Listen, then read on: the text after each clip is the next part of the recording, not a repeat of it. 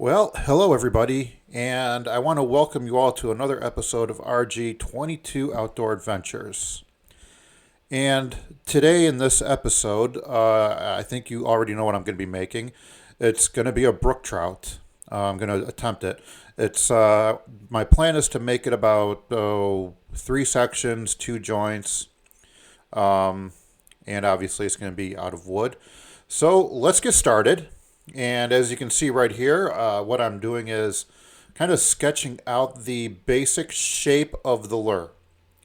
Um, it's obviously going to change. I might make it a little bit, I'm probably going to make it a little bit longer. I'm looking off of a picture on my phone that you can see. And that's kind of all I'm doing right now is just kind of getting the basic shape, where the fins are going to go, the gills, eyes, the jawline, everything else. This is just a preliminary sketch just to kind of give myself a visualization of how this whole lure will hopefully look in its completed stages, or like an approximation.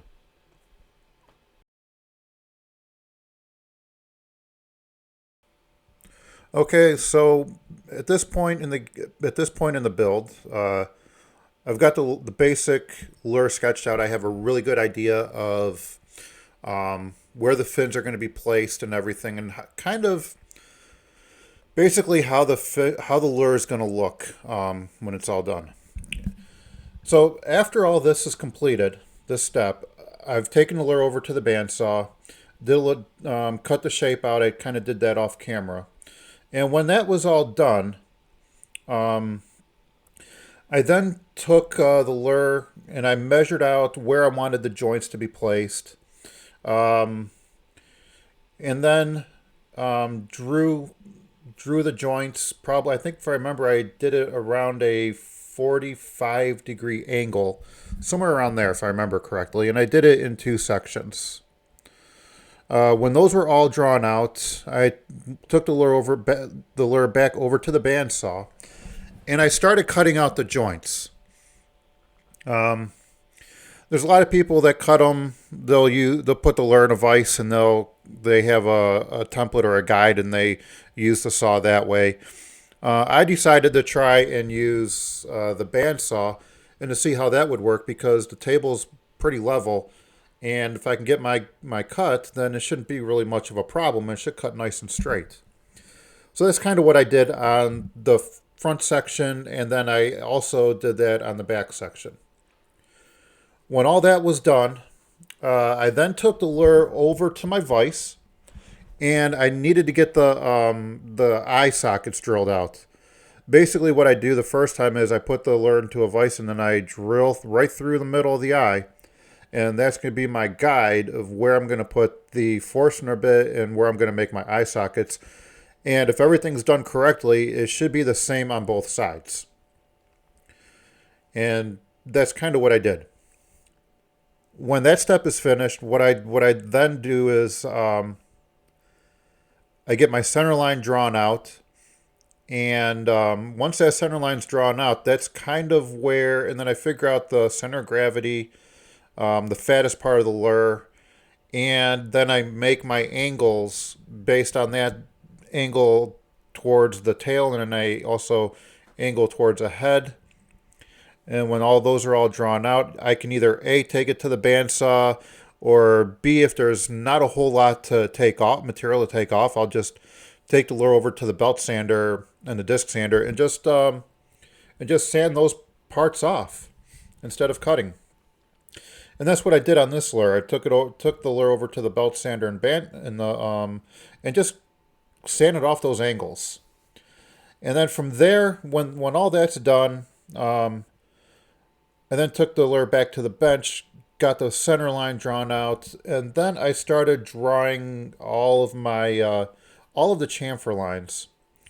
Uh, did a I kind of eyeball the measurements, mark it with just kind of marking my hand with a pencil, and trying to keep that in that same distance, and get that drawn from front to back. on the top side, flip the lure over front to back on the bottom side. And then on the side of the lure, I'm going to make just kind of draw a circle, measure it. So I think I did it maybe a quarter, maybe a little bit more than a quarter of an inch from the very top of the lure. And just kind of drew that all the way around the lure. And at that point, when that's all done, then I'm really ready to do the carving. And that's kind of where you sharpen your knives and you do all that stuff. And so basically all I did here is I just started, I'm coming up to the point where I'm going to start carving the lure.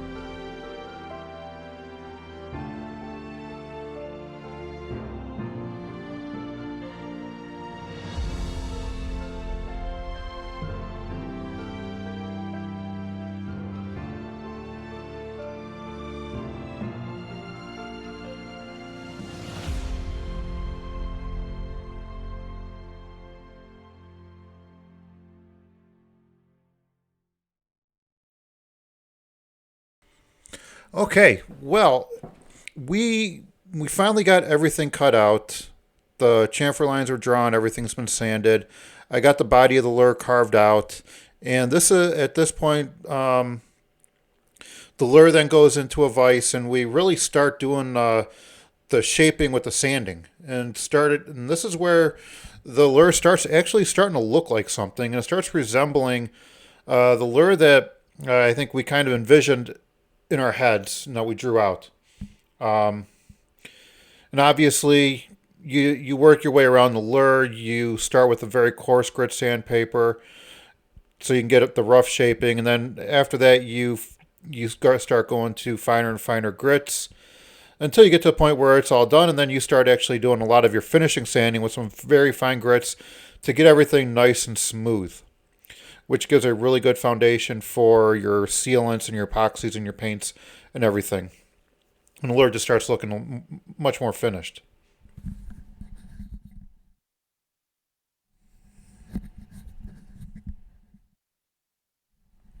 Okay, so one other tip, I think I gave it in the last video. I don't remember. I probably did. But if you're just using regular sandpaper, you can get some duct tape or masking tape or any kind of tape like that, and you can put that along the back side of the sandpaper, cut it all to shape, and then you can put as much torque as you want on the sandpaper, as much force as you want, and it's just going to last so much longer. It's not going to tear. It's not going to tear in half. It's just much more durable. And in reality, I think the actual sandpaper actually lasts a lot longer too. Okay, so after we've got the sanding on the body done, we've got the finish sanding done, I've come to a point where I need to start drilling out the eye sockets. So unfortunately, I didn't have a Forstner bit. I had to use a regular drill bit because I couldn't find it. Eyes didn't turn out like I wanted, but I'm going to live with it and still continue on making the lure. Also, what I did was I started tracing out the lure or the fish itself on some paper so I can get the gills and the fins all drawn out and traced. And I went really heavy on the pencil and traced all of that and the pencil marks all on the head so I can get the gills carved out. So that's kind of what we were doing right now. Getting everything traced, and then we will then transfer all of that onto the actual lure. Okay, so after I've got everything transferred, I'm going to make some really dark marks along the gills, and then what I'm going to do is I'm going to trace it all. I'm going to kind of draw as I'm carving with the carving knife to make the initial cut. And I'm going to do it on both sides of the lure. After all that's done, then what I did was I then carved out at an angle the gills and the jaws. And what I tried to do was I tried to make some depth and layers, so that way you can see the definition in each one. After the paint and after all the finish is on, you can still see the definition and still see each individual gill and the jaw lines and everything. And then after all of that is done, you again take your sandpaper and you define the lines further in doing some finishing sanding. So the sanding never stops, um, and you're just defining the lines more with the sandpaper. And sometimes, if the sandpaper wasn't doing the job, I would have to go in with the carving knife again and just try to carve a little bit more out, redefine those lines, and then sand them smooth again. So it's just a constant carving, sanding until you finally get the finished product. So I basically have the gills carved, the bodies sanded. Now it's time, and I've got the Lexan that I traced out on paper. Already traced that out on the Lexan for the fins, and I've got those cut. So what I did on the body was on the dorsal, on the door for the dorsal fin, the the adipose fin, the anal fin. I've traced out the areas how thick for the Lexan, and then how long the fins were, and then I'm taking a Dremel tool and I'm carving into the lure to make a pocket for the fins to fit into once we're glued. A great thing I found about when I'm gluing these fins in is you can put a little bit of baking soda in it and then um, put your fin in and then drop some super glue on that baking soda, and you don't need a lot, just a little bit, and that will hold it in while you're trying to get it all repositioned, and it holds it in really nice and solid. So just a little helpful hint if you're going to start doing this stuff and you need an extra hand. Super glue and baking soda works amazing. You just need just a little bit. And then once everything's done, you have the the pockets carved out. And it's just a matter of just fine tuning it and fitting each piece until each piece fits in just right. So there's a lot of fine tuning involved with all of this before you actually get to the point where it actually starts looking like an actual fish and the fins are in place. Okay, so after the pockets are all cut, fins are fitted in, and they're preliminarily glued in, not permanently, just a preliminary, so I get everything fitted. So this is what the lure looks like, without any of the paint or the twist wire attachments. Got the fins all kind of glued in, and once everything's placed, then I'm going to actually go in and actually start doing the super glue and baking soda and getting everything permanently in there and getting it all sanded down so it's all nice and smooth and ready for paint.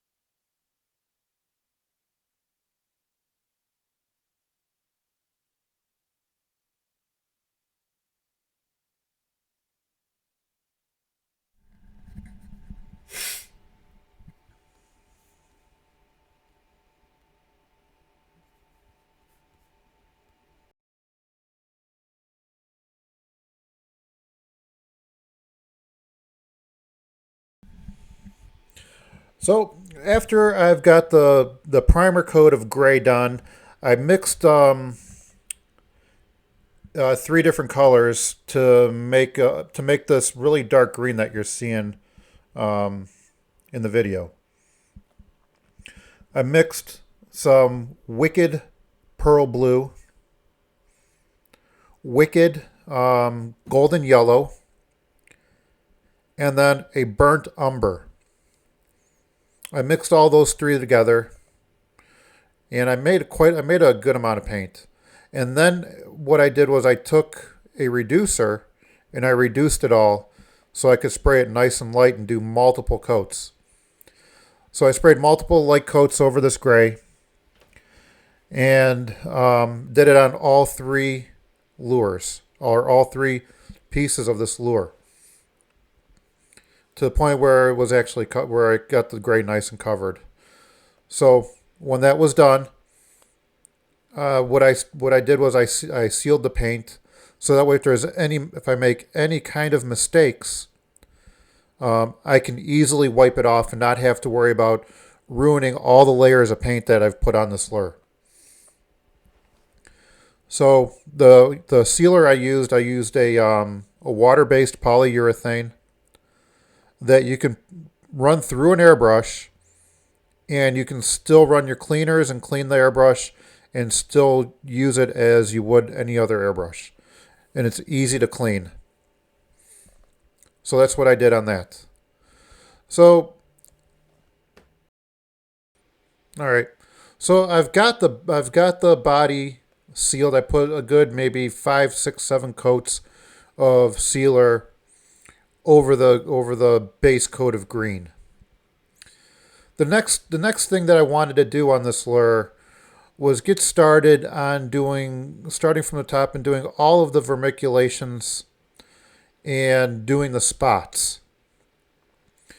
Now what I did was I did them all in white. If I remember, I started at the tail section and I worked my way up to the head of the lure. And thank goodness I sealed everything because I went through so many different variations, so many mistakes. I wiped off so much of this that I think I did. I think I corrected it maybe 10 times, maybe a little bit more. I didn't really count, but it was at least that much until I finally thought that I got it right, and it looked like a vermiculation on a brook trout. So after getting that done, I painted this. I think I painted the vermiculations first, and then I went ahead and did the spots. And I did it like I said. I did them all in white. I had it very thin because I was using a 0.2 millimeter airbrush tip and needle to get some really fine lines. So when that was all done, I then took I did the clear coats again, and we did just as I think I did 5 or 6 coats of clear coat, and we did that. That way, if there's like I said, if there's any mistakes, I can just easily wipe it off and not have to ruin the paint below it.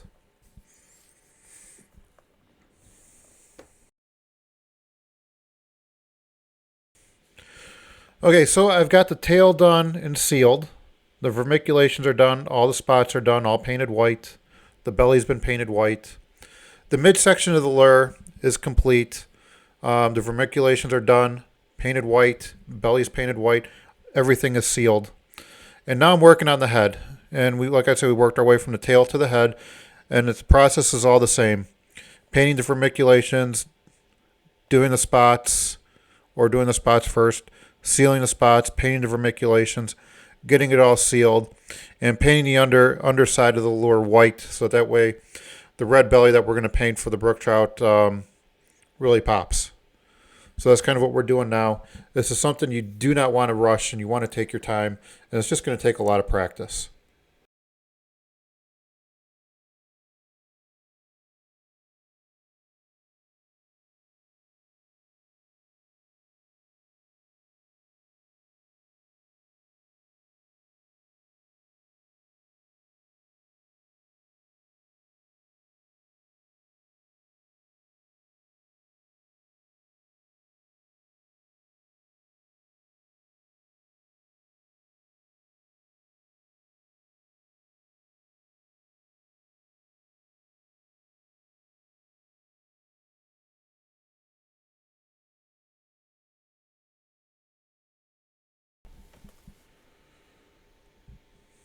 So after we got the vermiculations done and well defined again, so I went over them again with white, and then we got the spots well defined.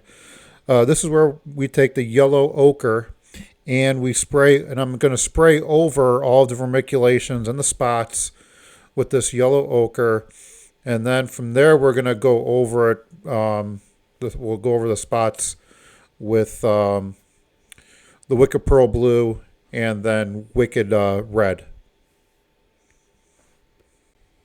And again, we're going to be doing this on all three sections of this lure. So you can see we're still spraying the sections.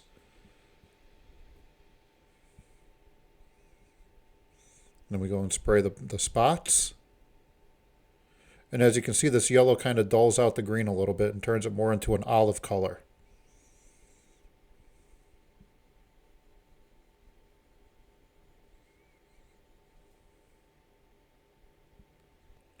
So here's a finished part, and this is where I'm explaining about, we're going to start going over it with Wicked Pearl Blue and then Wicked Red.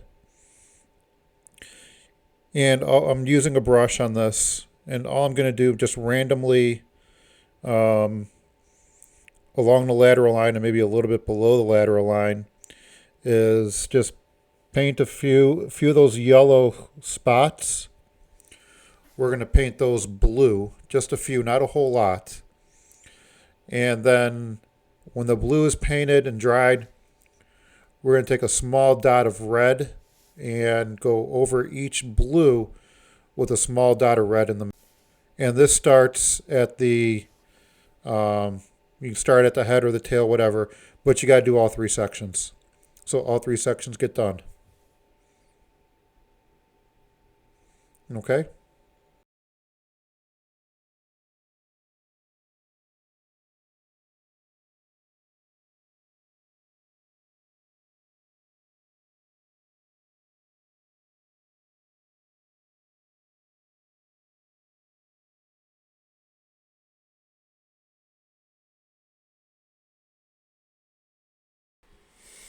Okay, so I've got the spots done and sealed, along with the vermiculations. I've sprayed the orange paint, or the yellow paint, the yellow ochre. We've got that sealed. I then took Wicked Pearl Blue and Wicked Red and got my spots. So now I've moved on to the tail and all the fins and the underbelly. The tail and underbelly and the fins are all going to be a reddish orange color. The tail, however, is going to be yellow at the base, and I airbrushed everything, and the fins are all going to use a regular brush so that way I can see the strokes, and the strokes of the brush as I draw them out towards the end of the fins all look like the rays of a fin, which I thought was a pretty cool effect. The other key identifying features of the trout are that the pectoral fins, the pelvic fins, and the tail fin, along with the anal fin, all have this leading edge of the fin as white with a black stripe behind it.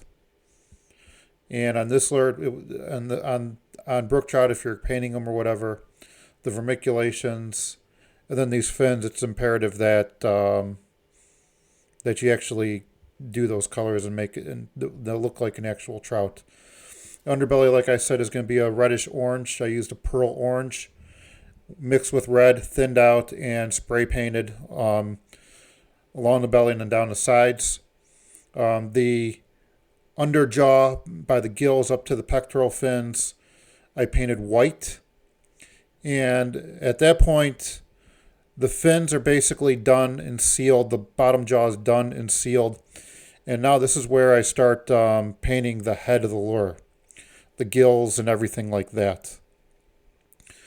If you looked on one of the pictures at the very beginning of the of the video, you notice that the gills have a goldish hue to them, along with this green.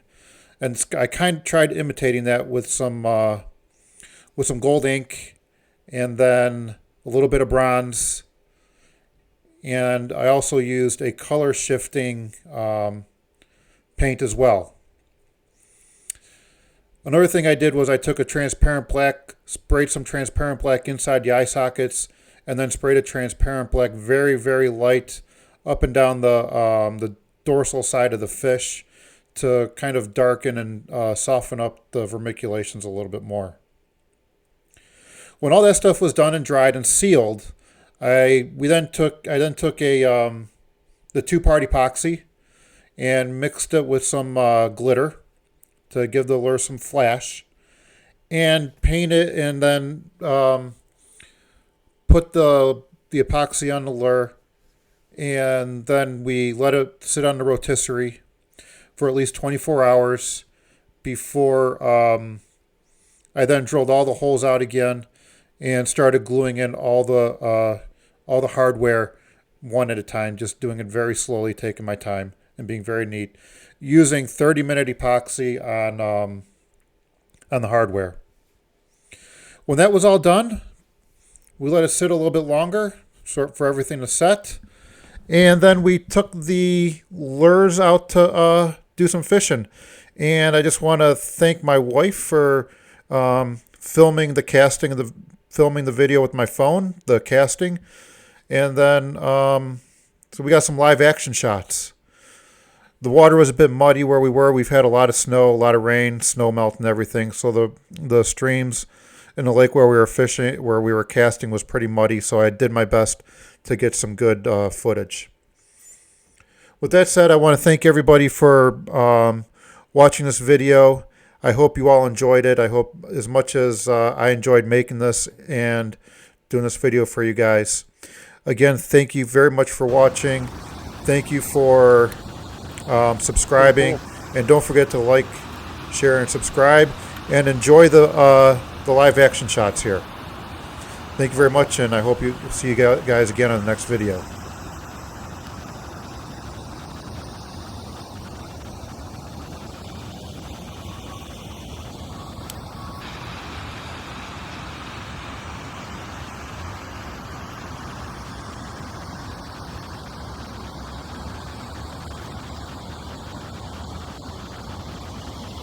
There it is in the water.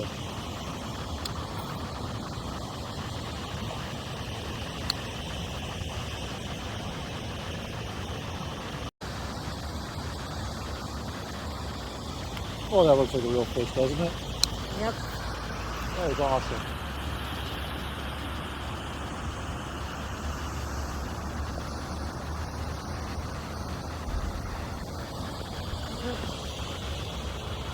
What colors?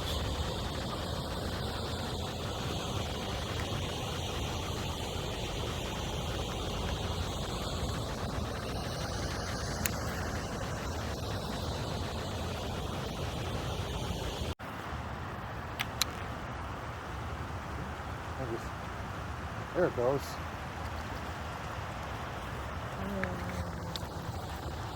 Got it? You get it? Yep.